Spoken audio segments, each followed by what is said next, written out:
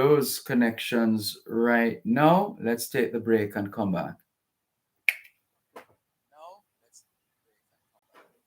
You're listening to Power 106 FM. Time is now 7:31 in the morning here in St. Andrew, Jamaica, as we uh, lift up our eyes to the hills, from whence cometh our help, and as well from whence cometh the sun, the sun rising beautifully, and that's right here in Jamaica. So it being 7:31 a.m. in Jamaica, it's 8:31 a.m. in Hamilton, Bermuda.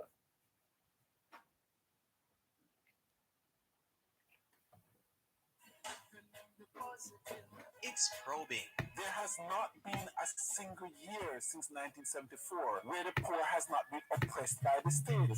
Spurring action to move Jamaica forward. I know people are out there screaming, yes, but it's not just this government. I don't cheer. Fix it and stop spinning. Govern, man. Govern. Whoever is there. Featuring the bottom line with We know Ralston it. Hyman. The best You're public hearing affairs banter on Jamaican radio. Part of the national campaign against inflation. We have to have a shake-up of the public sector boards leading to increased efficiency, cut the corruption and the mismanagement, and get the agency to function in a more efficient maybe it's manner. just a It's function Power of Talk, the weekdays 11 a.m. to the 2 signal p.m. strength. Identifying challenges and finding solutions Yeah, in a sometimes if globalized the world. signal isn't Dr. strong Herbert enough, Gale on then Mondays and Tuesdays. Simon then, Croskill from then there's Wednesday a to Friday lag. on Power 106 FM. Join us. All right, I'm trying to fix that. Let me send you the contacts for the next. I did. Yeah, I did. TVJ Sports Network, Yes. JNN, or One Spot Media, and vote for your favorite in the RJR Gleena National Sportsman and Sportswoman of the Year Awards, People's Choice Performance of the Year Award. Vote from Michael Antonio's Super World Cup qualifiers goal against the USA, Fraser McConnell's historic supercar win in the Nordic Rallycross, Hansel Parchment's golden run at the Olympic 110-meter hurdles, Megan Tapper's joyful Olympic bronze medal in the 100-meter hurdles, Elaine Thompson-Hera's spectacular 10.54-second sprint at the Eugene Diamond League.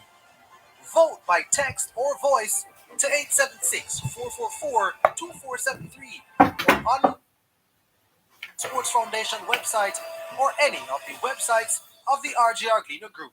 Sponsored by the VM Group, J. Rand Nephew, Digicel, Pure Country Juices, The Gleaner, Jamaica, Hits 92 FM, R106 FM, and RETV.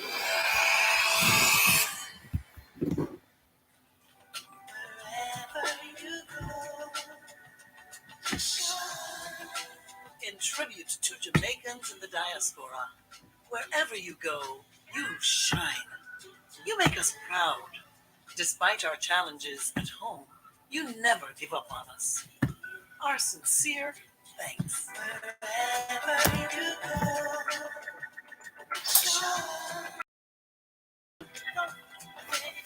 Let's go, studio.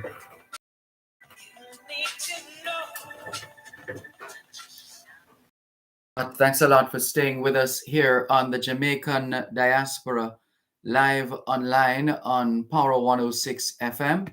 I'm Dervan Malcolm. Apologies for the break in transmission earlier on.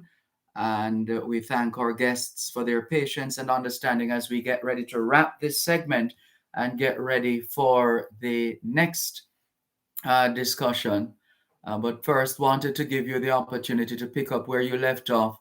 Dr. Rose Marie Adamson Lewis, president of the Jamaica Diaspora, Southern United States, with respect to your plans. Did you exhaust all the plans in sharing with us earlier on, or is there more to expect? Yeah, I'm not sure when there was a break, if you heard when I said that we will be having some get together for Reggae Month that in February and Caribbean Heritage Month in June and in August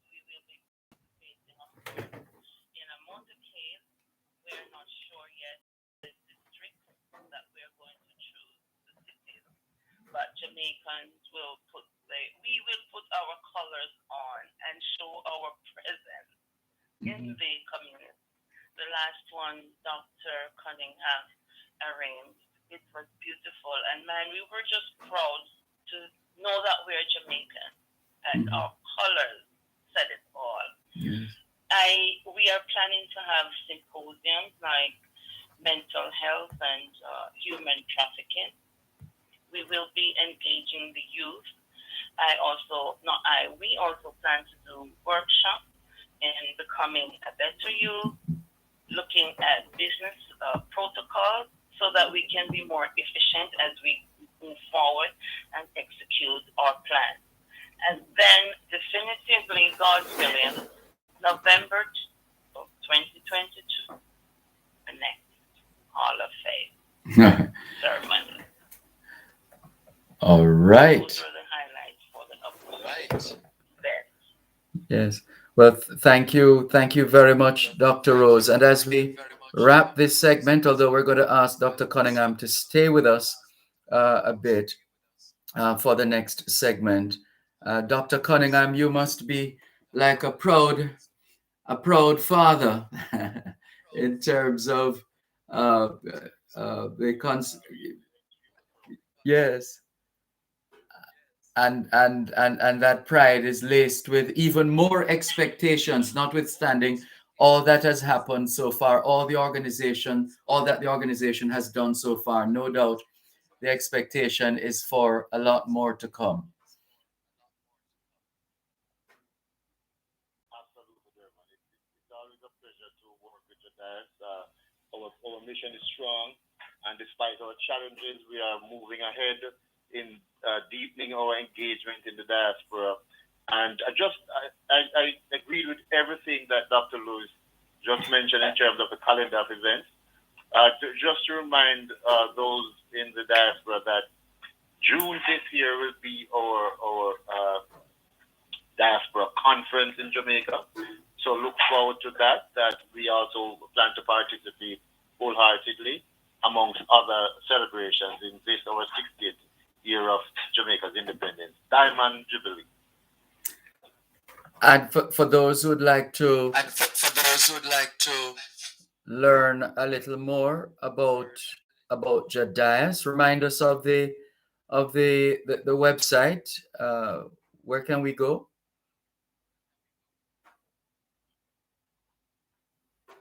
You could go to marketing@jadias.org.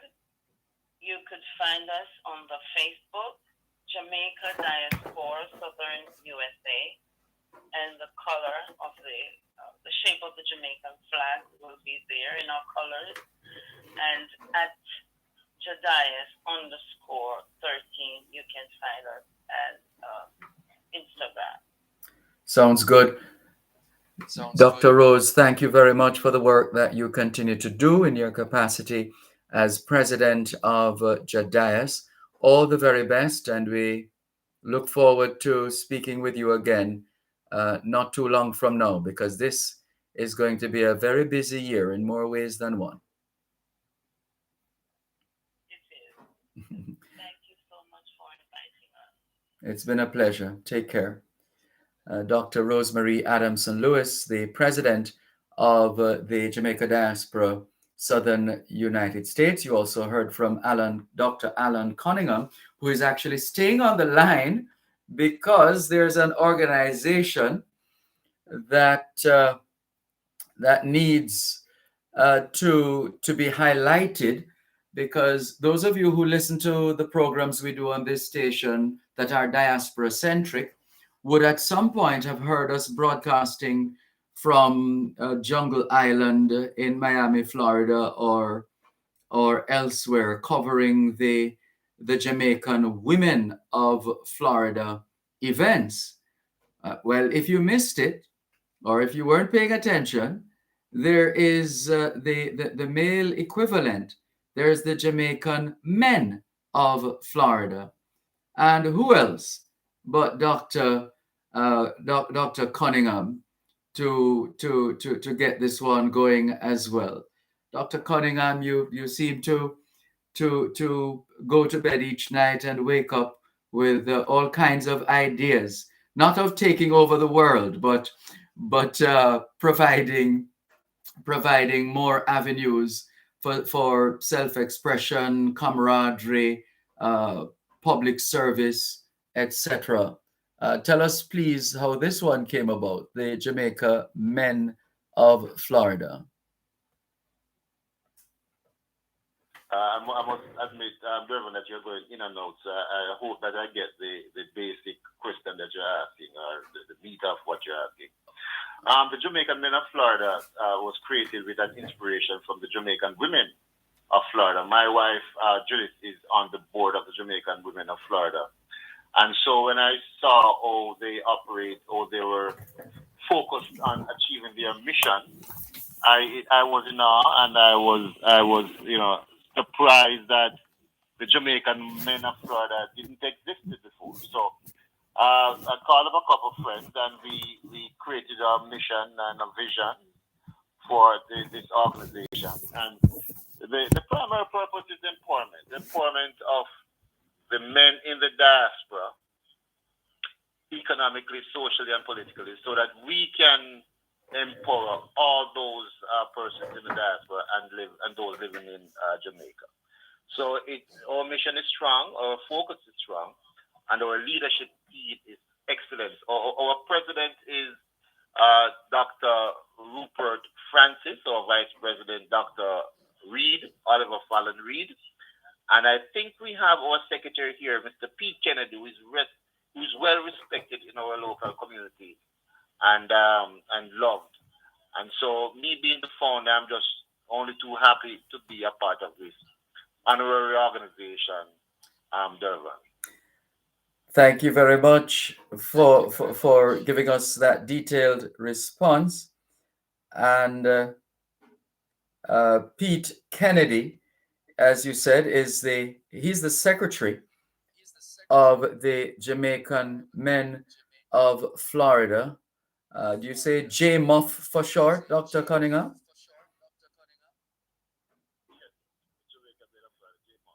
Right. So then let's welcome Pete Kennedy. Mr. Secretary Pete Kennedy, Jamaican Men of Florida. How are you? I am doing excellent. Good morning, gentlemen, and Happy New Year to you, sir. And many happy returns to you too. So what pulled you into this organization? Why did you decide to join, to become a member, and not just a member, but a serving member?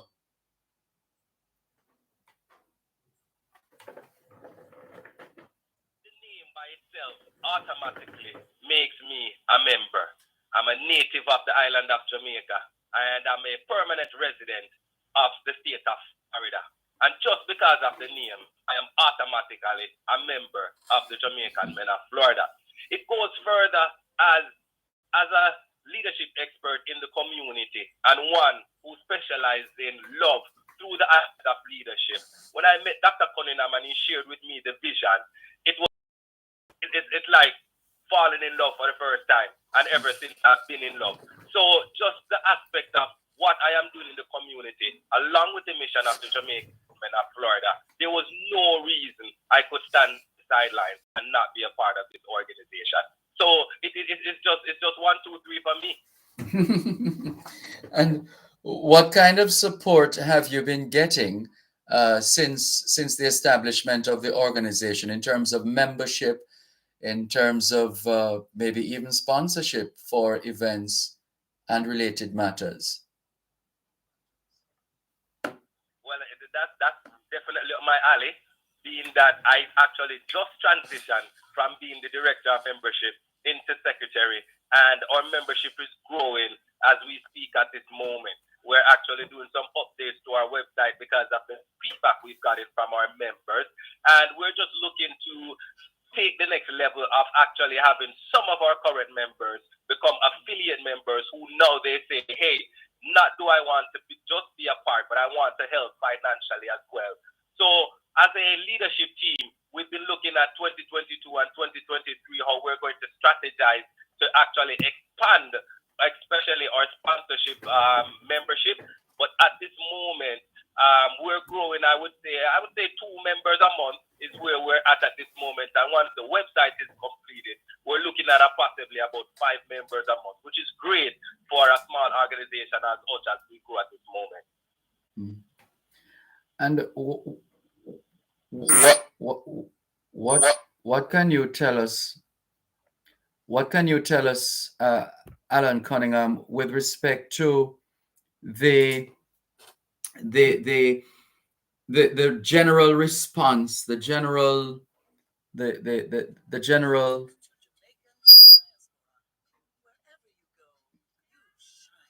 Sorry.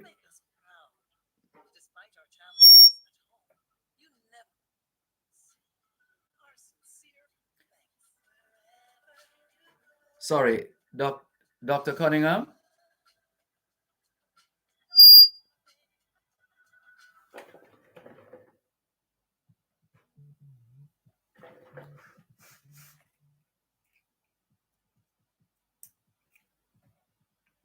One, two. Come back.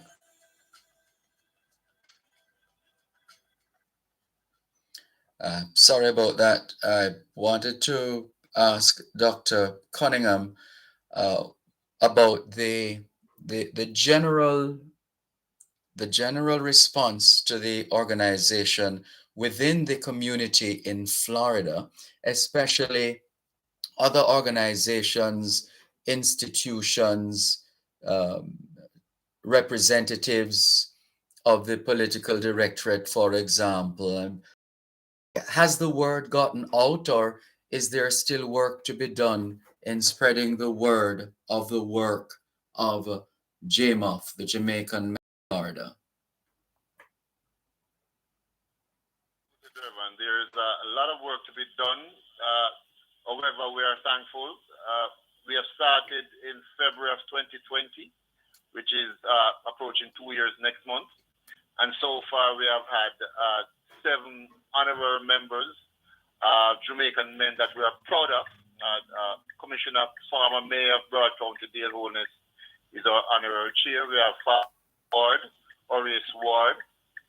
We have Judge Norman Hemmings, and a couple other leaders in our community on our honorary list, membership list. We are working diligently on setting up our executive leadership infrastructure. And so a lot of our energies and time has been focused on our mission and just creating this architecture of leadership. Outside of that, the word is we are getting more visible and we are getting more support financially. And so for this year, we have a lot of things planned, but being that this is our 60th independence of celebration.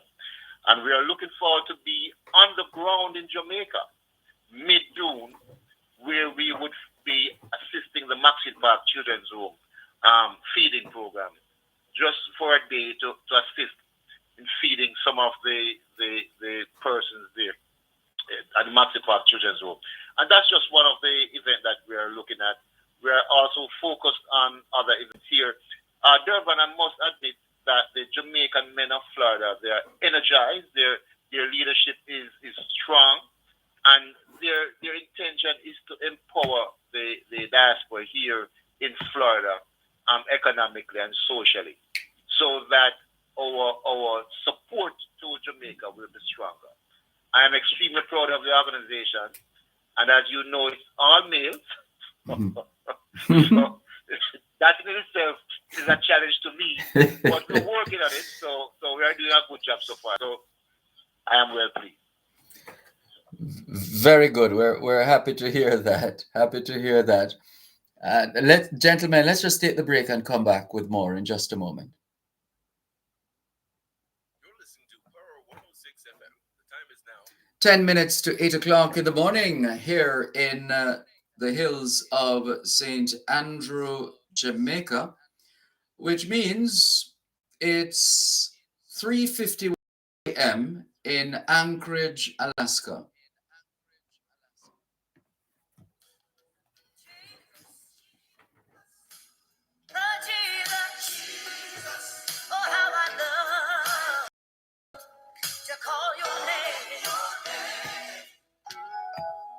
Tune in to Power 106 FM for the longest running religious calling program on Jamaican radio. Join Pastor Errol Hay and his team as they offer spiritual guidance and intercession grounded in biblical doctrine. Hear powerful testimonies from Jamaica and around the world.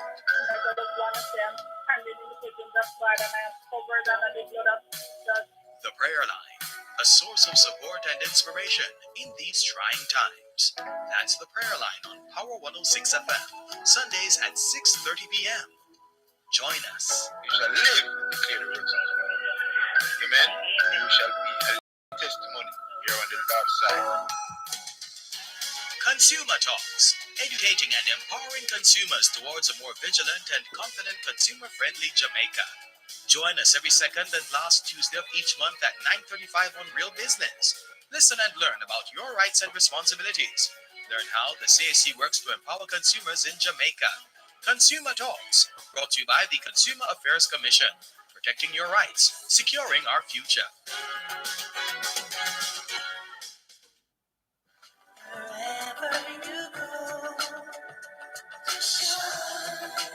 In tribute to Jamaicans in the diaspora, wherever you go, you shine. You make us proud. Despite our challenges at home, you never give up on us. Our sincere thanks. Wherever you go, shine.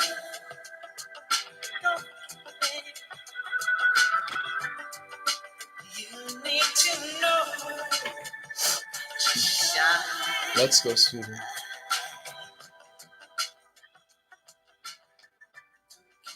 Thanks a lot for staying with us here on the Jamaican Diaspora line on Power 106 FM. I'm Dervan Malcolm. We're in the closing segment of the feature looking at the work of the organization known as Jamaican Men of Florida. The founder and president, the founding president, Dr. Alan Cunningham. The secretary is Pete Kennedy, and they've both been filling us in on the work of the Jamaican Men of Florida.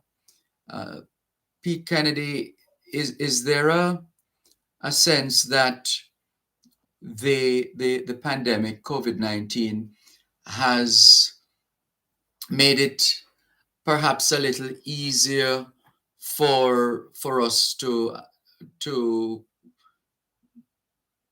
connect?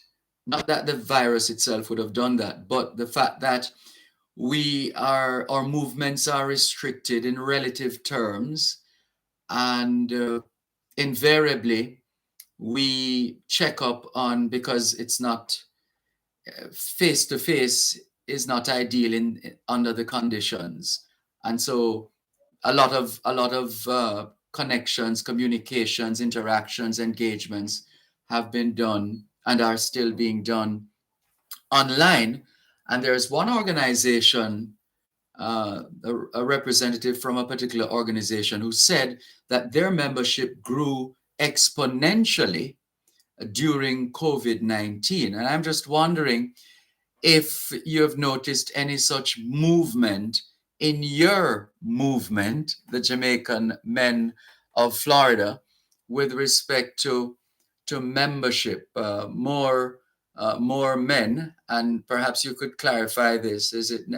It's exclusively men? Does that mean that women are not invited, or do you have collaborations with the women and perhaps even the Jamaican Women of Florida? Darwin, the pandemic has been a bittersweet, everyone. And I must say, one of the things we have talked about as leadership is how the pandemic has allowed us to touch men from all cities within the state of Florida. say, similar to what your experience and interaction with others in the community have shared during the pandemic. So, and it was birthed during the pandemic. So we've seen the interest because men want to connect because of the fact that now you have to be somewhat secluded to either home or a small space, but you still want to connect. Not only that as well, men start to now connect with their emotions and realize they need other men. And because Dr. Cunningham has followed his vision and created this space, now we have men saying, I want to be a part, I want to be a part, I want to be a part. In regards to your next question, in regards to collaboration or women, we have women who support us like hundreds. We have women knocking on our door asking when we're doing this. We have certain women that once we say Jamaican men of Florida, they're showing up. And we definitely have a strong relationship with, I would say, our leading sisters organization, the Jamaican Women of Florida. So the support is there definitely within the community. And even within our youth, we have the young people now who are saying, hey, how can I tap in? How can we get some resources? Which is now we're trying to build out our next generation committee. So, Darvin, your peer and what you've heard in the community is exactly correct. Because of the options of Zoom, we just met quickly last night because we had to talk about something, and we quickly did it in 30 minutes on Zoom, where prior you would have to try to link up and get something done. So having the access and the technology to touch people from anywhere in the world has definitely given us a leverage to bring more people in and share with them the vision and how we can support them through JMOS. And Dr. Cunningham, as we wrap, what is your vision for the Jamaican men of Florida going forward? You conceptualized it. You've been seeing it unfold, and it's still unfolding. What is your hope ultimately for this organization? Dervan, the current situation in Jamaica is with us. We are constantly seeing the statistics in terms of economic statistics, crime statistics, and just the general role that men plays in the lives of others, in the lives of their families in Jamaica and here in the diaspora. So we are focused, and we believe that if we empower each other here in the diaspora through leadership, we will be able to touch those lives in Jamaica that need it the most. I think that we want to be a part of the recovery of Jamaicans living here in the diaspora and in Jamaica. We want everybody to be empowered. We want everybody to have a greater level of social and political and economic well-being.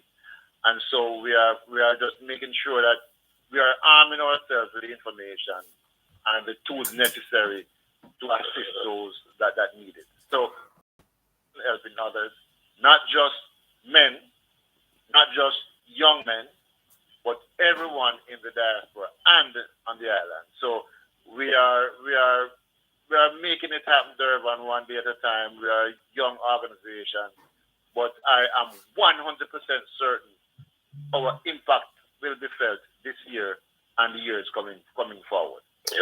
Yep. Well put. Hold it right there. Quick.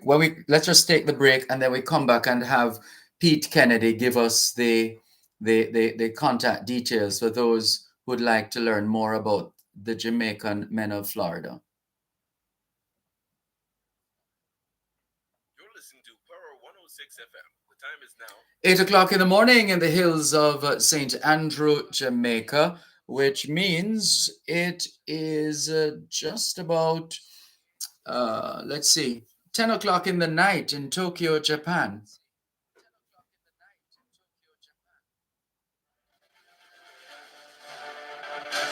Let your voice be heard. Watch TVJ Sports Network, JNN, or One Spot Media, and vote for your favorite in the RJR Gleaner National Sportsman and Sportswoman of the Year Awards. People's Choice Performance of the Year Award. Vote from Michael Antonio's Super World Cup qualifiers goal against the USA, Fraser McConnell's historic supercar win in the Nordic Rallycross, Hansel Parchment's golden run at the Olympic 110-meter hurdles, Megan Tapper's joyful Olympic bronze medal in the 100-meter hurdles, Elaine Thompson-Hera's spectacular 10.54-second sprint at the Eugene Diamond League. Vote by text or voice to 876-444-2473 or online at the RJR Gleaner Sports Foundation website or any of the websites of the RJR Gleaner Group. Sponsored by the VM Group, J. Rand Nephew, Digicel, Pure Country Juices, The Gleaner, Radio Jamaica, Hits 92 FM, Power 106 FM, and RETV.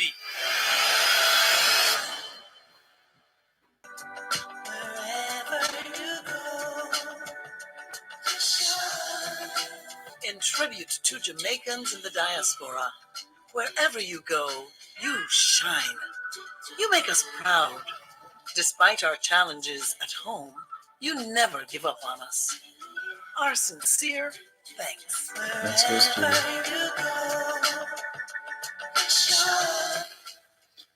Thanks a lot for staying with us here on the Jamaican Diaspora Live Online on Power 106 FM. I'm Dervan Malcolm. Online, we have the founding president of the organization Jamaican Men of Florida.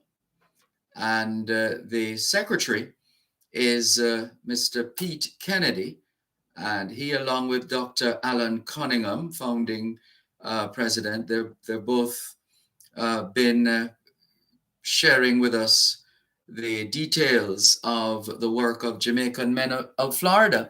And I'm just seeing one popping up on our screen here. His name is Marlon Hill. He says there are so many needs to be filled by the leadership, the leadership of men. I think he meant to say, I see M-E, full stop, maybe.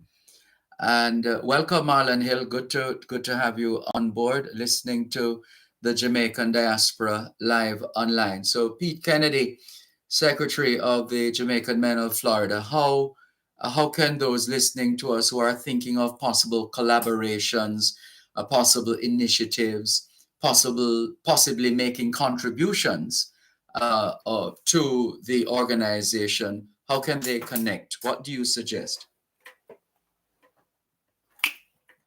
Well, first I want to say, Durban, thank you so much for the opportunity. We appreciate it.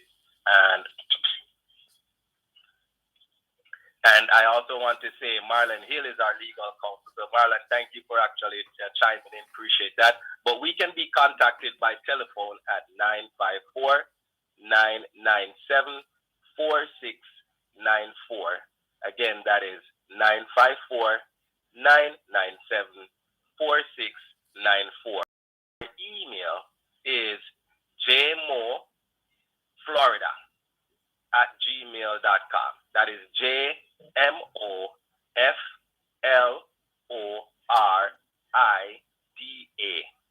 jmoflorida@gmail.com. And our website is jmof.com, which is under construction, but we should have that up in the next couple of days. So that's how we can be contacted, sir. Well, we want to congratulate you and the other Jamaican Men of Florida on the tremendous work that you have been doing in such a short space of time already. That's remarkable. Well done to both of you, Dr. Cunningham, and of course to you too, Pete Kennedy. Well done. And we look forward to, hey, listen, we're on radio 6 days a week, and we stand ready to help you to get out the word when you need to get out the word with respect to the work of the Jamaican Men of Florida. So feel free to take full advantage. All the best. Thank you, sir. All the best. Good. Take care. Dr. Alan Cunningham, founding president of the Jamaican Men of Florida, and Mr. Pete Kennedy, secretary of the Jamaican Men of Florida. And that takes us into our next segment, where we're looking at a series of seminars towards a more perfect education. That's the title, and it's a timely intervention on their part, considering that this is coming. We're doing this interview on the heels of the presentation of the report by the Harvard professor Orlando Patterson's commission, the commission headed by Professor Orlando Patterson. They just revealed they just recently submitted their report. The report has been made public. It's quite a few pages, and we haven't gone through it in any detail, in any detailed manner just yet.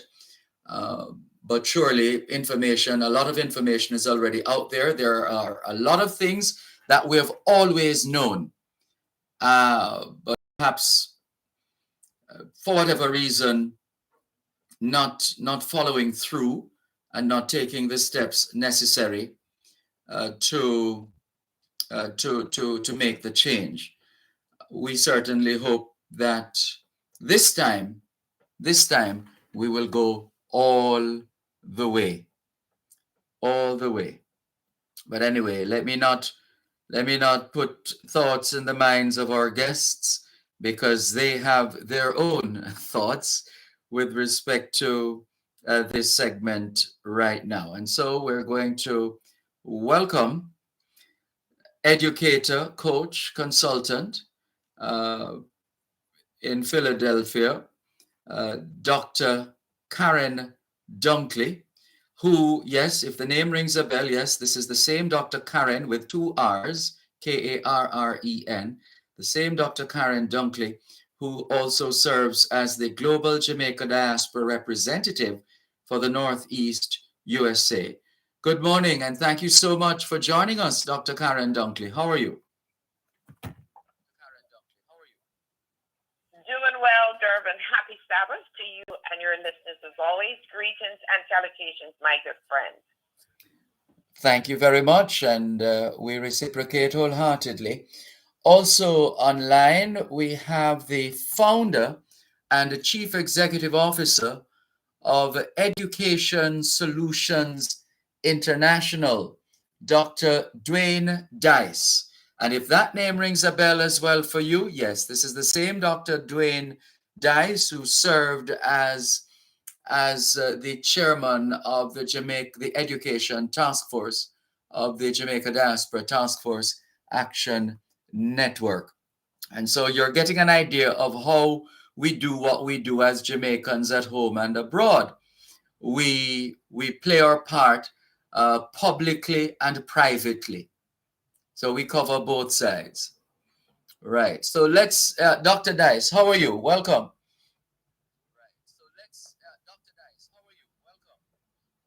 Hi, Devin, good morning to you. I'm doing very well. I'm very, very happy to be on your program once again, doing some work with some stalwarts outside of Jamaica, thinking of Jamaicans. And thank you so much for the opportunity to be here this morning.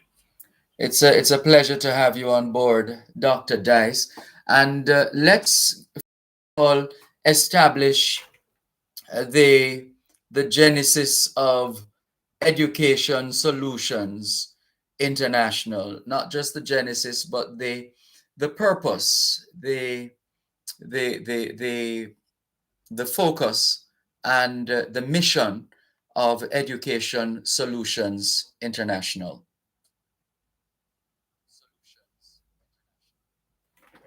Yes.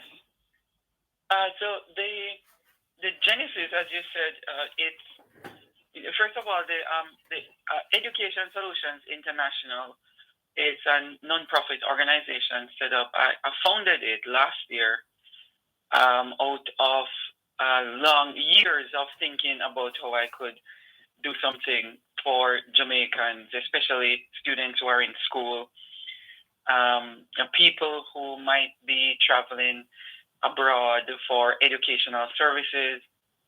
And so it finally came up last year. I could establish something like that to help. It's a non-profit organization, and it's a philanthropic vehicle to sustain scholarships for students, resources for teachers and educational leaders, and also affordable training and consulting services for teachers as well as school administrators. And this can be accessed globally. The training, either in just affordable training or free training, it can be accessed globally. So that's where it's coming from. And so I co-founded it with my wife, Judy Villeneuve-Dice, and she's also in policy. So we kind of created a team that we're very focused on educational growth in the Caribbean, and this is not just focusing on Jamaica, but the Caribbean on a whole. But because Jamaica is our home, away from home, we want to make sure that we take care of our people in Jamaica. So one of a couple of areas that we're focusing on in Jamaica is to have links with principals, have communication links with principals and presidents of colleges to identify needs of students, financial needs of students for scholarships. And that scholarship will go towards their tuition. So that's one of the main focus of this program, apart from giving teachers access to training, look at the current trends in education, and also another part that I mentioned in an article last year and earlier this year is to creating the space for educators right across the globe for a global learning community. And I'm working towards now bringing that cause together in one place so that teachers and principals and so on, educational personnel, they can be in one place and collaborate, all in the name of making our education system better. Mm-hmm. Thank you for laying the foundation as you have, Dr. Dice. We're going to take a break. After the break, we're anxious to learn of Dr. Karen, we're anxious to learn, I beg your pardon. We're anxious to learn of Dr. Karen Dunkley's interest.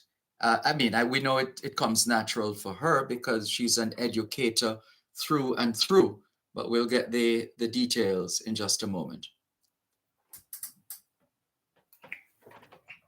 Ideal Finance Corporation, 70 Ripon Kingston 5 offers competitive interest rates on your investments and attractive exchange rates. Call 960-639-024. The time by Ideal Finance is 8:15 in the morning here in the hills of St. Andrew, Jamaica, which means it is 3:15 p.m. in Cape Town, South Africa. Shop at Stewart's Hardware and Home Center for your business and home improvement. They offer plumbing, electrical, paints, lawn and garden, lumber, cement, and all your remittance needs. Visit 56 Manchester Avenue, Mayfair, 82 East Street, Old Harbour, Winston Jones Highway, Mandeville, Longville Park, and Lionel Town. For more information, call 876-986-9100 or 876-745-2478. Stewart's Hardware and Home Center, building values. The following is a public service announcement from the Ministry of Health and Wellness. The Ministry of Health and Wellness invites members of the public to attend a vaccination site on Saturday, January 15 or Sunday, January 16 to receive their first or second dose of the AstraZeneca, Sinopharm, or Johnson & Johnson vaccine for persons 18 years and older. Jamaicans 12 years and older will also be offered the first or second dose of the Pfizer vaccine.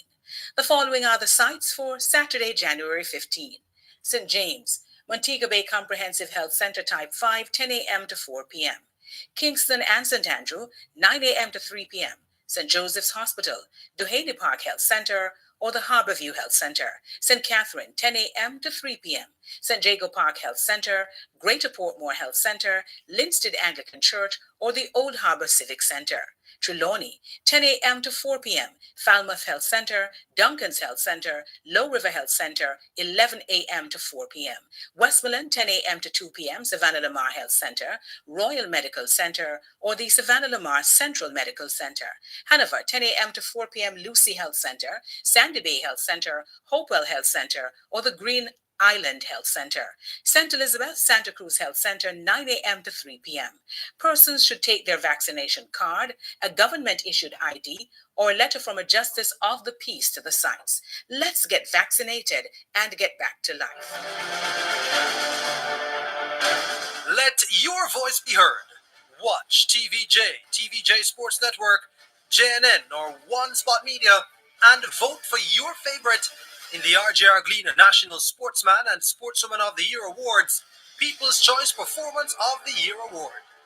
Vote from Michael Antonio's Super World Cup qualifiers goal against the USA, Fraser McConnell's historic supercar win in the Nordic Rallycross, Hansel Parchment's golden run at the Olympic 110-meter hurdles, Megan Tapper's joyful Olympic bronze medal in the 100-meter hurdles, Elaine Thompson-Hera's spectacular 10.54-second sprint at the Eugene Diamond League.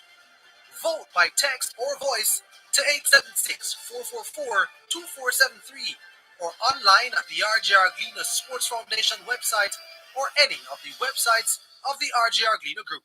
Sponsored by the VM Group, J. Rand Nephew, Digicel, Pure Country Juices, The Gleaner, Radio Jamaica, Hits 92 FM, Power 106 FM, and RETV.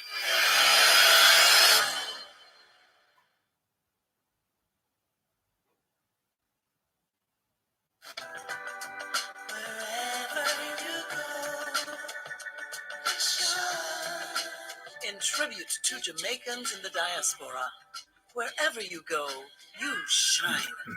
You make us proud. Despite our challenges at home, you never give up on us. Our sincere thanks. Wherever you go, Let's go.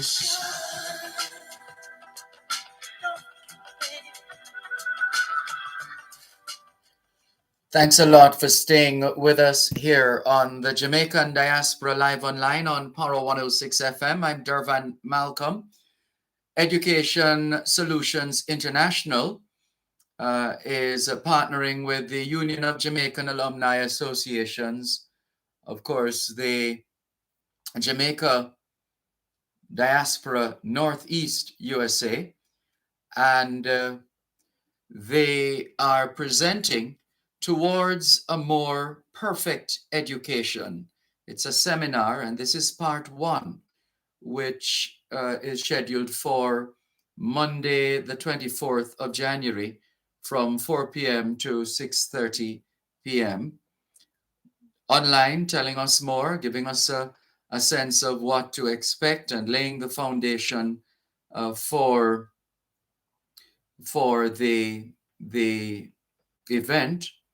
We have Dr. Dwayne Dice, who is the founder and chief executive officer of Education Solutions International, and Dr. Karen Dunkley, educator, coach, consultant out of Philadelphia, and she's also the Global Jamaica Diaspora representative for the Northeast USA. Dr. Dunkley, you come to this event from a couple of angles, don't you? Because you're first of all an educator, and then you wear the hat of the Jamaica Diaspora Northeast USA representative.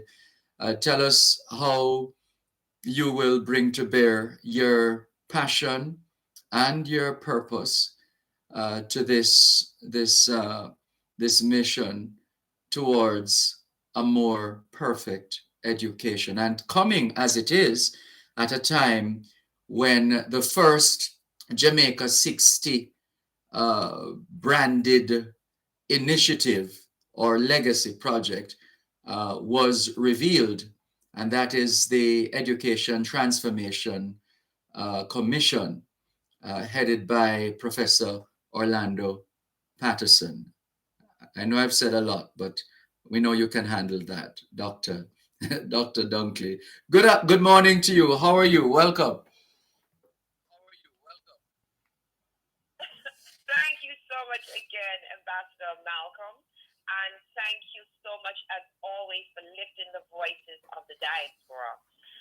Interestingly, this lens, being an educator as well as serving in this role and working closely with the diaspora, let me just say that when Dr. Dice approached, now Dr. Dice and I, as educators, we have conversed and conferred for quite a number of years in the short time we've known each other, 2 years, right, Dr. Dice? And yes. He has always spoken about this global professional learning community, which is a very unique concept. And being positioned, what we do know, Durban, and you mentioned the Jamaican Education Transformation Commission, and I'm hopeful that at some point we can discuss that fully. What I want to punctuate here is that for Dr. Dice and just for the genesis of this seminar, we as educators know, and this is not only about the shift that is required with the ongoing COVID-19 pandemic. We know, for example, if you look at the topic, and I love when Dr. Dice is, because we know just this is actually an analogy, a metaphor towards a more perfect union. Mm-hmm. And so we're always, as educators, on the quest, knowing that we have not hit the Holy Grail, that there's no panacea, that we don't have a perfect education system anywhere in the world, but we do know that we will continue to strive for a more perfect education system. Let me shout out Durban, Ambassador Malcolm, my nephew who's in Jamaica right now, Brandon Blackwood. I want to shout him out. He is calling me. But Brandon, we're going to shout you out and call you back. We're on radio and we'll call you right back. So I want to welcome Brandon Arlen Blackwood to Jamaica and to shout him out as well. Mm-hmm. Thank you, Terry. You heard him, Ambassador Malcolm? Yes. Yes, indeed. Yes. So, and so right back to what we were saying, Durban. Artificial intelligence is the next frontier of education. And when we think about what workforce development that we are preparing our scholars for, the truth is, the reality is that as educators, we now know that we do not know. We now know, when I was a high school teacher and a high school principal, there was no TikTok. And so we did not realize that the new gold rush would have been the potential from e-commerce. It could never have, we have never conceived it in our wildest imagination. So when we talk about towards a more perfect education, Ambassador Malcolm and Dr. Dice, we know that we have to focus on artificial intelligence, because the truth is, the reality is that for many of our students, the scholars, the skills that we are teaching them are obsolete. They will not need that skill in the workforce. And one of the we did a seminar with Michael Teachers College, and I remember one of the presenters said, instead of asking young people, what do you want to be? The same old question, a lawyer. Do you want to be a doctor, an accountant, a teacher, an entrepreneur? Ask them, what problems will they solve? This seminar gives the information to educators to do that, to reposition ourselves, to say what is the intersection between artificial intelligence, the new technologies, AI is a part of that, intersections with policy, and then the practice, the systems, so that our scholars can begin to ask what problems will they solve. Mm-hmm. Yes, that's very well put. Very well put, Dr. Dunkley. Very well said. Dr. Dice, can you give us a sense of what to expect from this Towards a More Perfect Education seminar, part 1?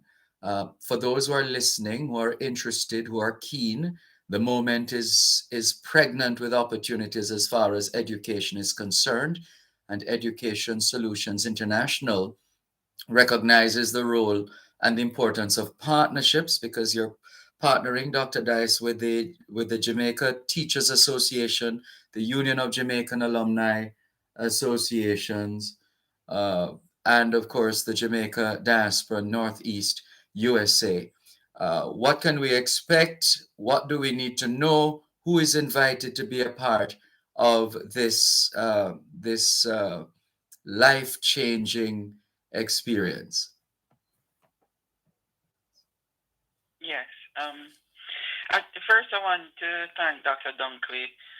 She explained, like, I could not have done it better than her earlier. And if our listeners listen to her, they would have a very wide and even a focused look on what we want to achieve. All right, so where people can go, the seminar itself is free. The part 1 on January 24th, 2022. It's totally free. It's from 4 p.m. to 6:30 p.m. Eastern Time or Jamaica time. All they have to do is to go to educationsolutionsinternational.com and click on events, and they will have the registration just pop up right in front of them, and they can register for free. There will be a link that will be assigned to them individually to watch it at that time and participate too, because it's very interactive on that day.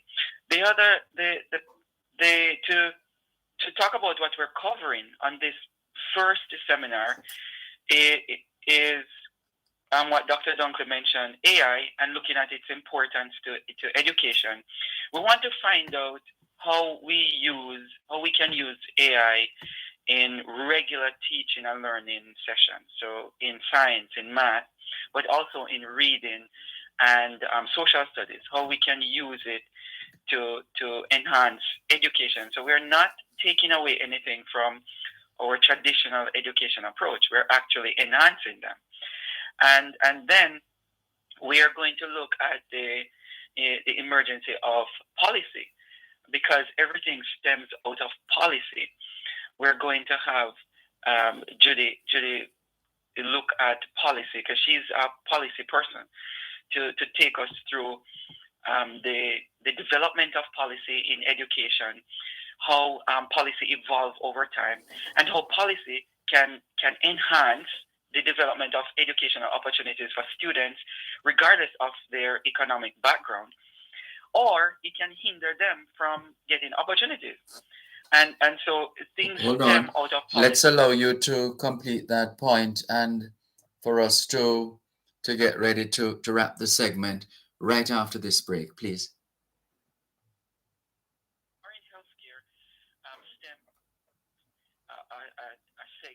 An approach to policy, and you're right.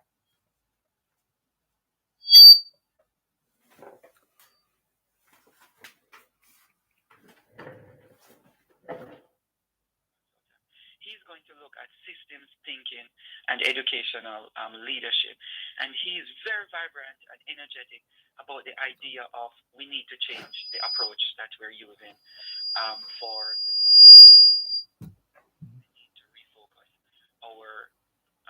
our strategies and our approach to educational leadership, because teachers don't do things on their own.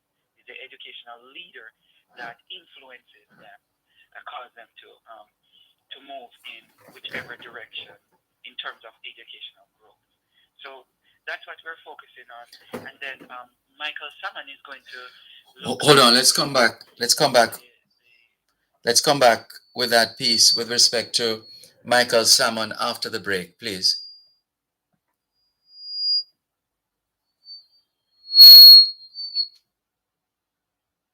Provide proper invoices for customs when presenting goods for examination.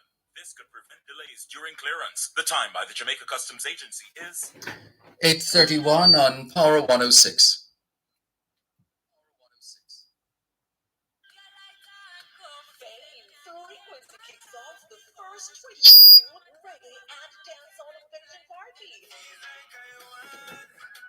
This Saturday, January 15, live to the music mixing of DJ DJ and blazing for the first time, Garfield Hamilton.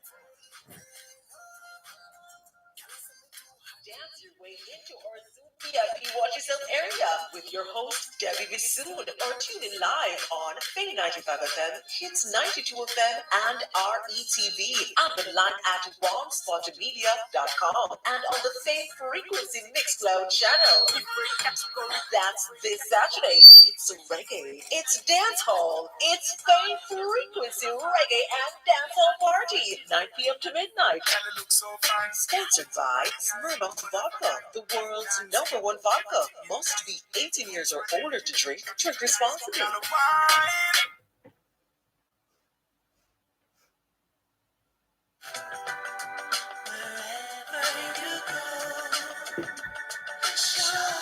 Let's go. In tribute to Jamaicans in the diaspora, wherever you go. Thanks a lot for staying with us here on your program, the Jamaican Diaspora Live Online on Power 106 FM, still streaming live on the Gleaners website, go-jamaica.com, live on your smart devices all over the world. We are talking education on the Jamaican Diaspora Live Online, Education Solutions International, in association with the Union of Jamaican Alumni Associations, the Jamaica Diaspora Northeast, the Jamaica Teachers Association, as they look at this very powerful theme towards a more perfect education. It's a seminar. This is part one. It's happening on Monday, 4th of January from 4 p.m. to 6:30 p.m. Dr. Dwayne Dice has been giving us an idea of the lineup in terms of presenters and areas to be covered. Dr. Dice is the founder and chief executive officer of Education Solutions International. And Dr. Karen Dunkley, an educator par excellence and the Global Jamaica Diaspora representative for the Northeast USA, is also on board in a major way. Dr. Dice, sorry we had to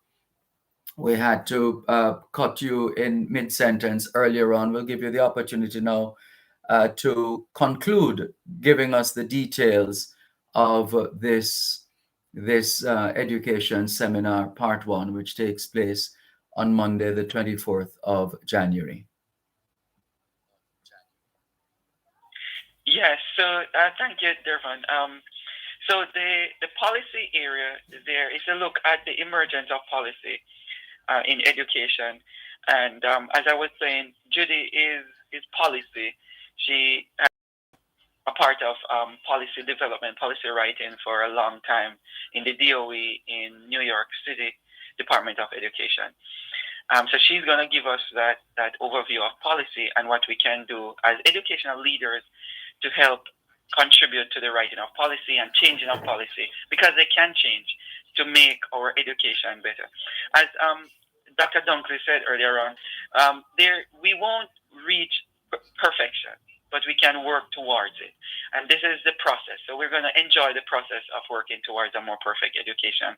In the first seminar, I also mentioned Dr. Barker.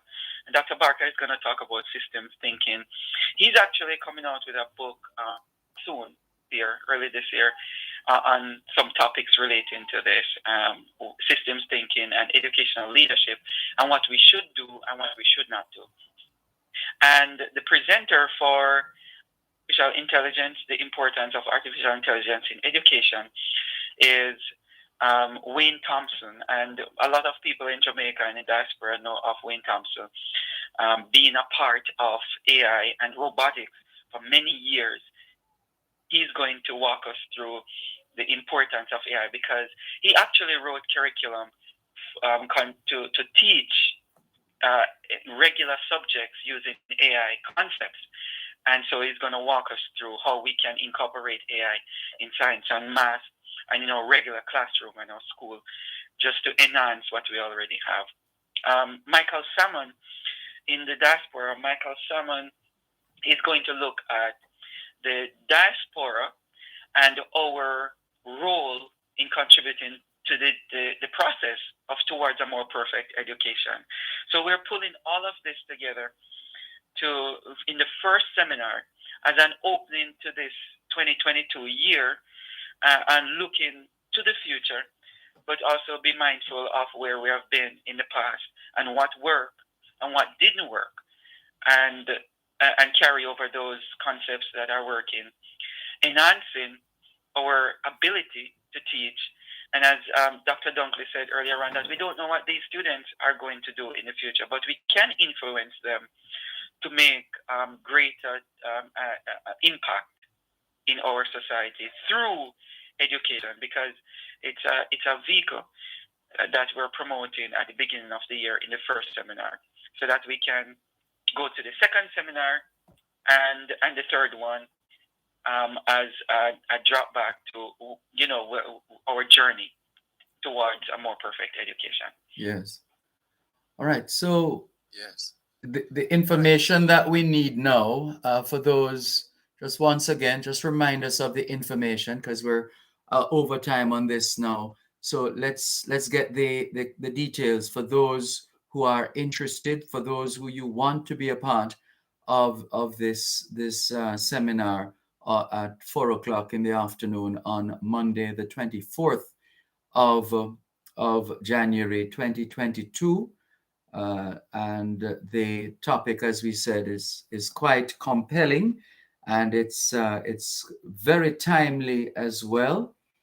And we're looking forward towards a more perfect education. Again, how can we connect? How can we learn more about Education Solutions International as well, Dr. Dice? Thank you, Devon. Yes, people can go to educationsolutionsinternational.com and they will get information on Education Solutions International, the nonprofit organization. And then under events on the website, they can register for free for the first seminar on January 24th. They can also, if their contact information on the website, subscribe to the website to become a member. And all of that is for free because we want to get everyone in a space where we can share our ideas and share our own initiatives and our own resources and so on for educators. It's a space for them so they can register, they can become a part of the movement, so to speak, to build capacity globally. I want to thank UJA for partnering with us. And I also want to thank Jamaica Northeast, Jamaica Diaspora Northeast for coming on board too, and the Jamaica Teacher Association, JTA, for being a part of it, as well as There are a few other people that I won't even mention because of time. But I want to thank everybody who are part of the movement so far, and also Dr. Barker, who was there from the inception last year. So I want to thank them. And we look forward to greater impact in the diaspora. And so say all of us. Of course, Dr. Dunkley, you're perfectly positioned to be that glue that holds these initiatives together and builds on existing partnerships even as more are established. We'll give you the last word in this segment because we're going to ask you to hang on and talk to us about some serious matters with respect to a Jamaican, sadly, who was killed in the state in the US, and that is going to be dealt with right now. But Dr. Dunkley, if you could just keep on the education hat for a moment in response to what I said a short while ago with respect to your position as the JNED lead, the Global Jamaica Diaspora representative for the Northeast, and what this kind of initiative means, and the fact that there are established entities serving in this area, UJA, etc., but then being able to pull it all together for a higher level of cohesion and a greater level of strength and impact. That is where the rubber will hit the road, right? Absolutely, Dervin. You stated it elegantly and perfectly. This is where the rubber hits the road. When you have initiatives that are forward-thinking, they're visionary. So absolutely, it's educators like Dr. Dice who will continue to ensure that we are able to embrace the future with the required competencies and the know-how, the mindset that we need. And you know, we speak about UJA. Let me just say, Leslie and Samuel, the president, who's one of the moderators, absolutely. We couldn't ask for a better partner. We couldn't ask for a more very leader. Leslie and truly Novit has still bring and continues to bring such clarity, such precision, such focus to this education space. And we have Norman Lynch, who's also the second moderator, or another moderator. We have two. And I have to tell you that he is an educator in the United States and will be able to, I would say, glean from the presenters some of the critical points. So we are excited not only to be a part. Thank you so much, Dr. Dice, and to UJA and JTA for the collaboration. But what is more interesting is the legacy of what this series means. If we take the information, implement through action, then we as educators will be prepared for the future. But Durban, guess who else will be prepared and ready? Our scholars, because the future is now. And that is the exciting piece of this work. Mm-hmm. Very well said. Very well said. Very well. Dr. Well said. Dr. Very well Dunkley, said. thank you so much for this segment, for being with us. We're going to ask you to hang on a bit as we go to, let's see, what time is it? Yes, we'll go to a break now and then we come back. But in the meantime, thank you, Dr. Dice. We wish you all the success in this initiative and all the very best. Talk to you soon. Thank you so much, Dervan, for everything you're doing for all of us. Thank you so much.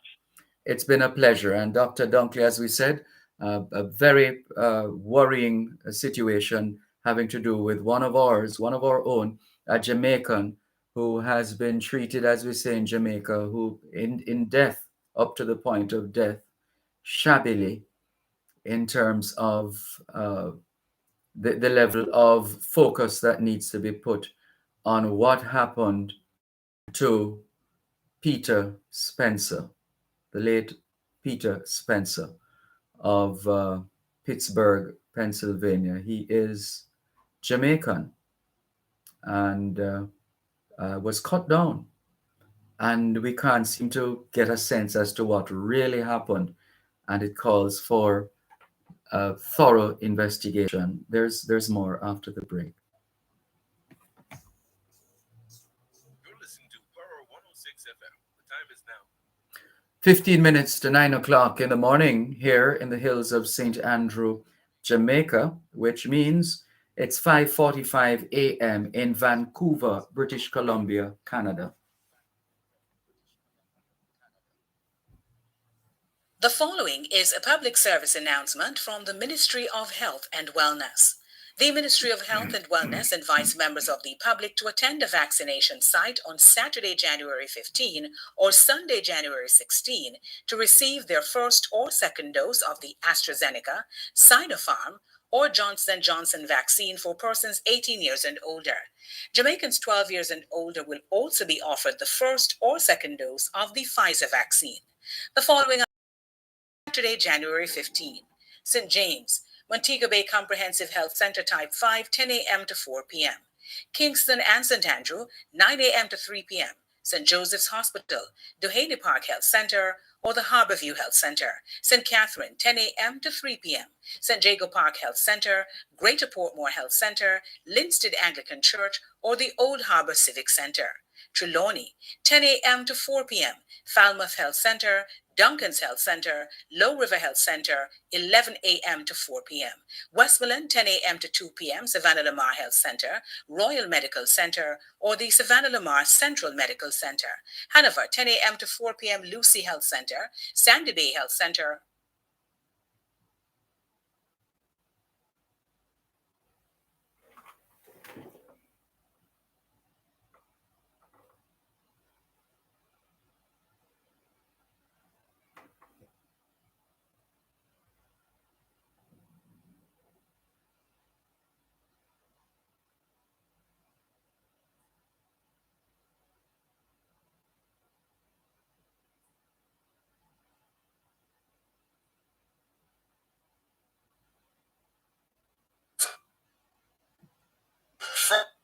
Michael Antonio's Super World Cup qualifiers.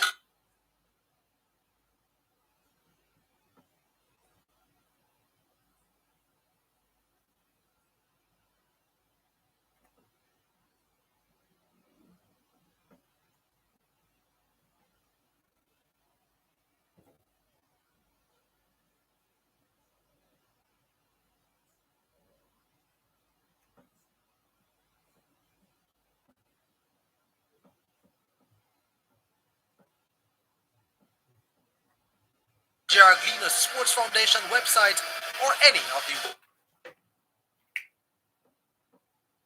the VM Group, J. Rand Nephew, Digicel, Pure Country Juices, The Gleaner, Radio Jamaica, Hits 92 FM, Power 106 FM, and RETV. Wherever you go, in tribute to Jamaicans in the diaspora, wherever you go, you shine. You make us proud. Despite our challenges at home, you never give up on us. Our sincere thanks. Wherever you go, shine. Let's go, student.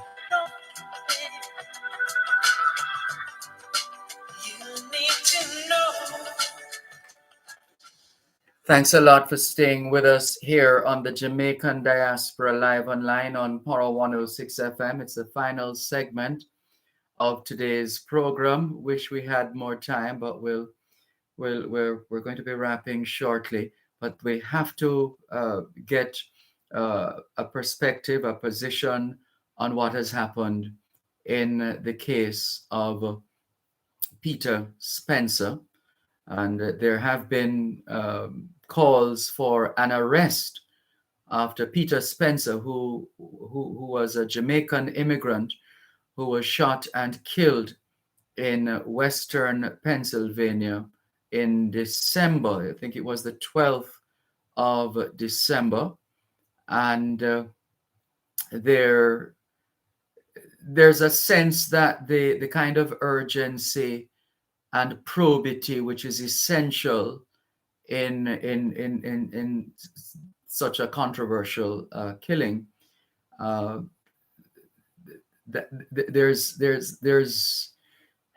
There's a call that, hey, we can't allow this to die like the victim himself, Peter Spencer. And we have a true advocate in every sense of the word. And no, she's not an attorney at law, but she believes, like so many of us, in the sanctity of life and just a general respect for each other, and not wanting to take certain actions against another person because of the color of the person's skin and all of these things. She will have none of that. And so in her capacity as the Global Jamaica Diaspora Northeast representative, she has written to the Attorney General in Pennsylvania, and that's Mr. Josh Shapiro, to inquire into the case of the late Peter Spencer of Pittsburgh, Pennsylvania. Dr. Karen Dunkley, we're going to ask you just to lay the foundation in terms of the concerns that you have as the Global Jamaica Diaspora Northeast representative, to lay that foundation for us, please, and give us a sense of what are the areas of concern in light of this tragedy, and what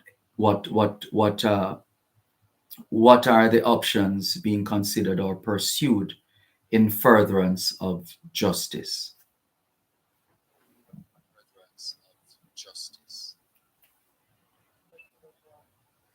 Thank you so much, Ambassador Malcolm. And let me also welcome Tahila Spencer. He's on, Ambassador, just so that you know.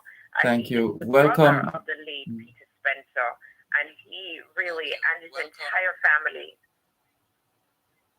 Sorry, go ahead, Dr. Dunkley, please. Sorry, go ahead, Dr. Dunkley, please. No, I was just saying that he and his entire family, we've been really working and talking with them every day and working very closely to ensure that justice is served. Mm-hmm. Yes. And how would you characterize the general response of the state entities, the state agencies, the police, etc., in how this matter is being investigated, and the extent to which leads are being pursued, etc.? What can you tell us in that regard?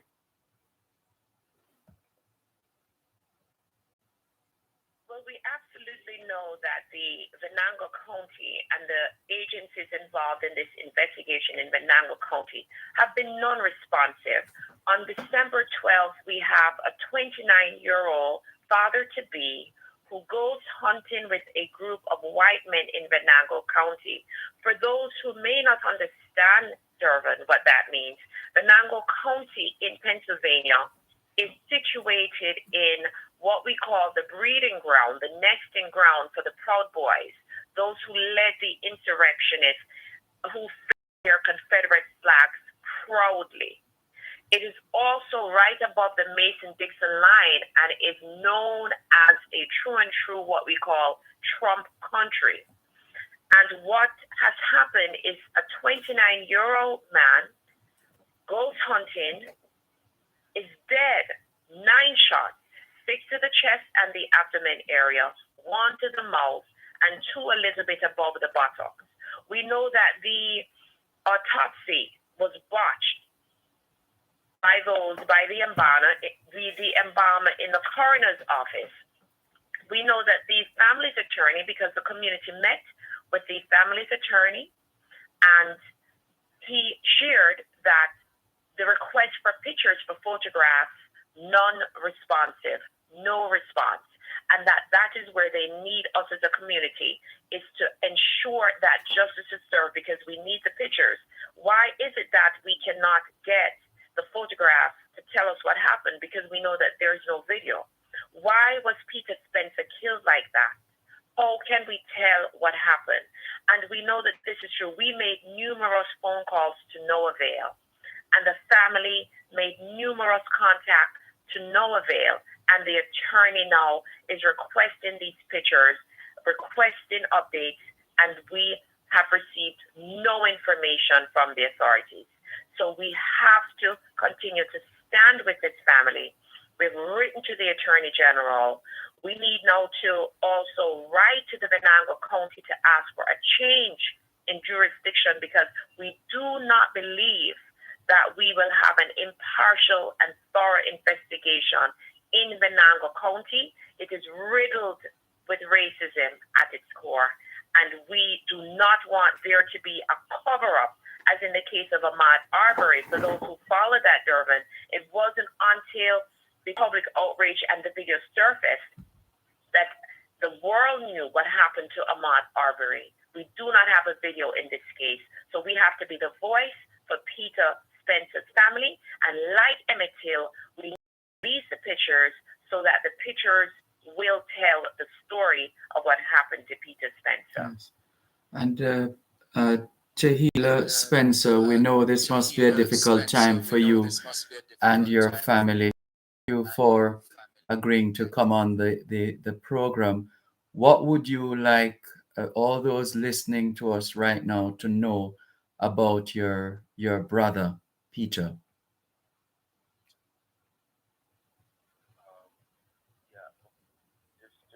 Just understand that this case is very extraordinary in the sense that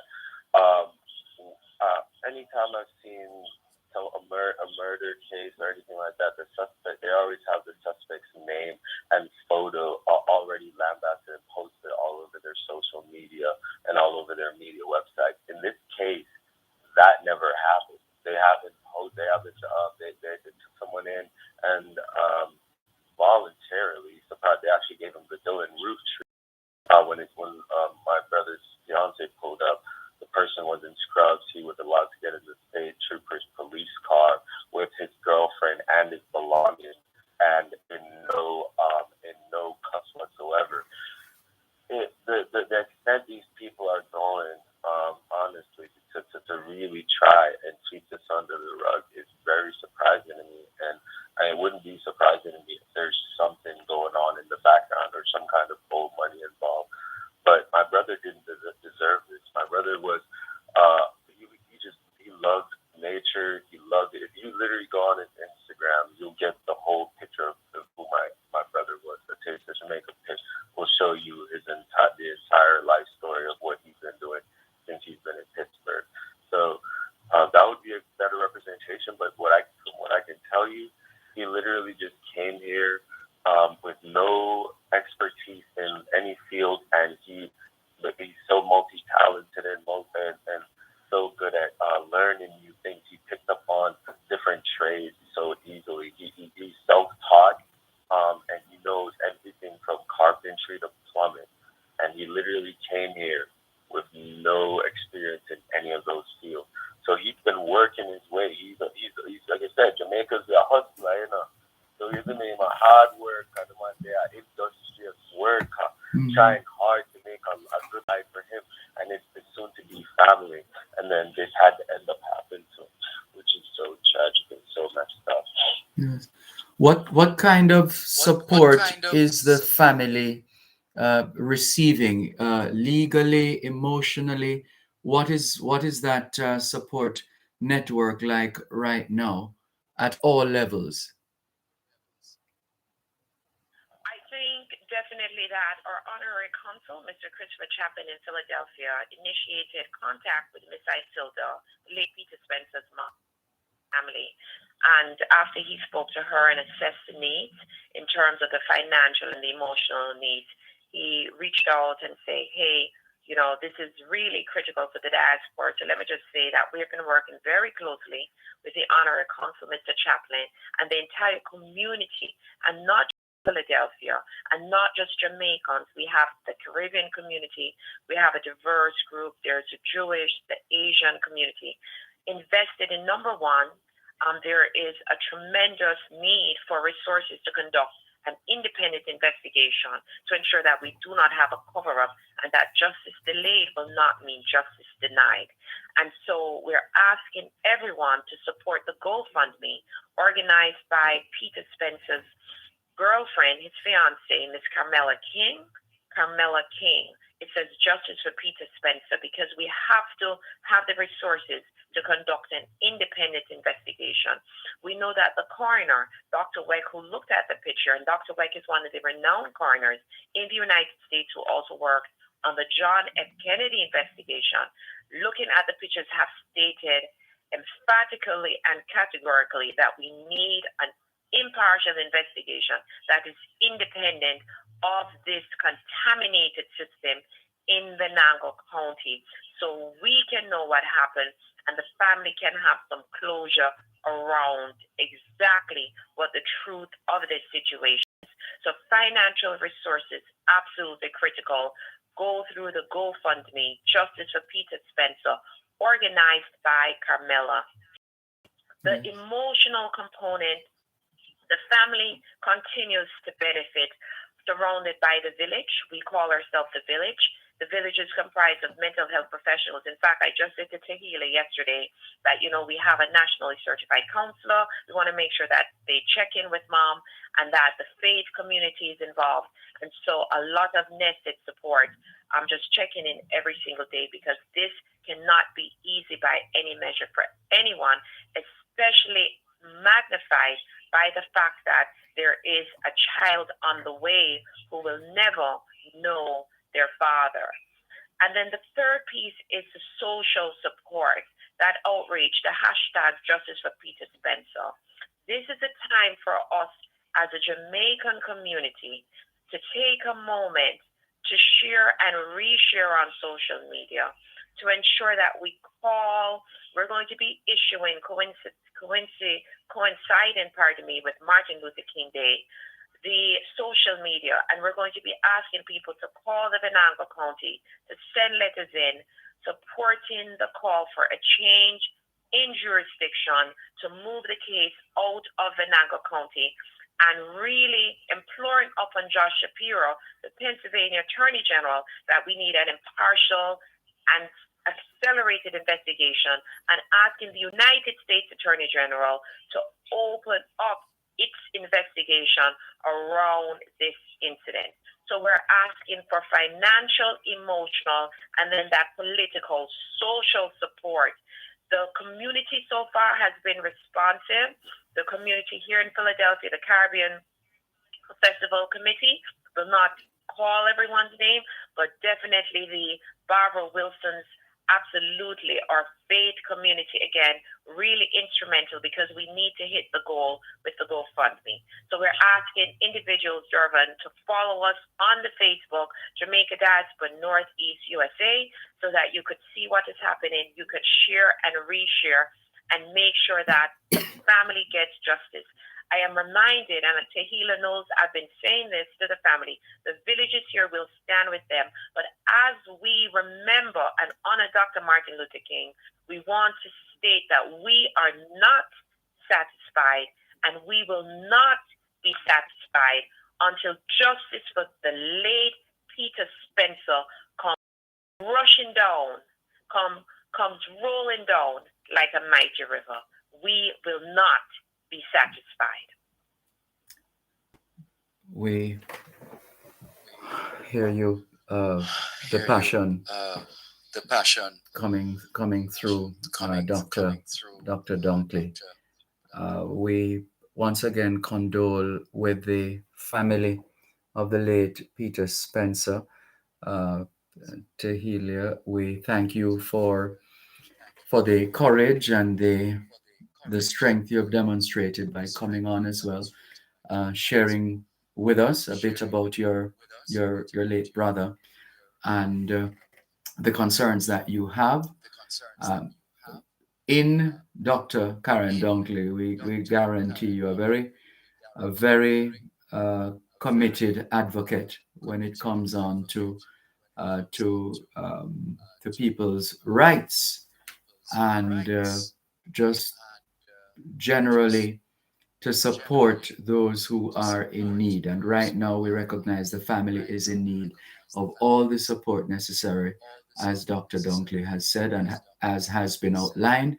We encourage all of us to do what we can from wherever we can, from whatever position we hold, to ensure that justice is indeed served.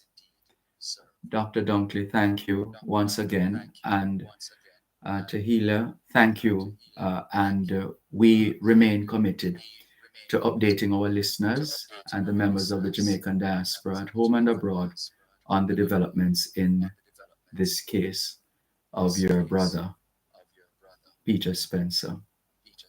All the best, Tahila.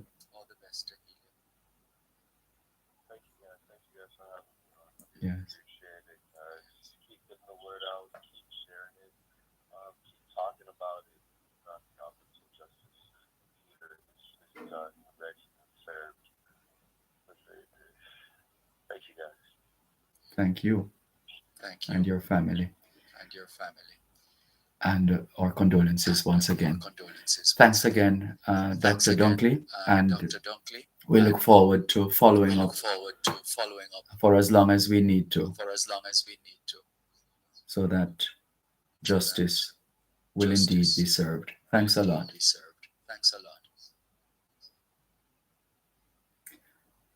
And that's it for today's edition of the Jamaican Diaspora Live Online on Power 106 FM.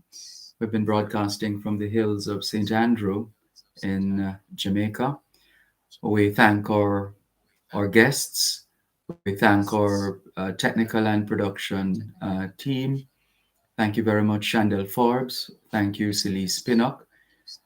We thank you, our faithful listeners at home and abroad, for making it the Jamaican Diaspora Live Online. All things being well, the Jamaican Diaspora Live Online returns next Saturday. Till then, this is Dervan Malcolm wishing everybody a safe and a peaceful weekend.